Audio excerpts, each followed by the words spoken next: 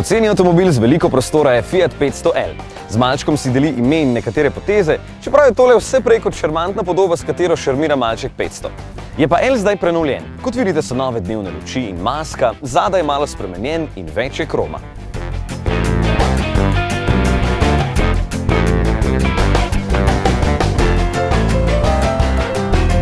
Pri Fiatu so povedali, da je kar 40% novih delov, med katerimi so letos svetlitev notranjosti, drugačen volan, 3,5-palčen zaslon med merilniki, da lahko takoj vidite, koliko goriva porabi motor.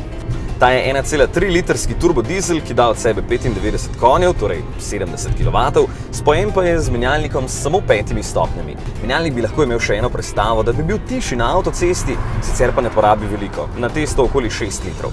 Motor in menjalnik sta še vedno zelo v redu. Udobje je druga zgodba. Sedeži so precej trdi, blaženje tudi ni nastavljeno na mehko, da se ne gunca, pa kljub temu ni namenjen dinamični vožnji, zato bi lahko vse skupaj nastavili na bolj mehko, pa bi bil mir. Se pa lahko pohvali z uporabnostjo in prostornostjo tako znotraj kot v prtljažniku.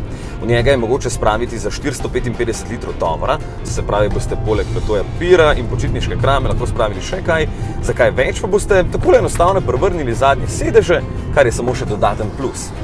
Najbolj bo Fiat 500L prepričal s ceno, ker je osnovni na voljo za 12 990 €, tale pa stane 16 680, zato ker ima dizelski motor, nekaj dodatne opreme, in posebno barvo.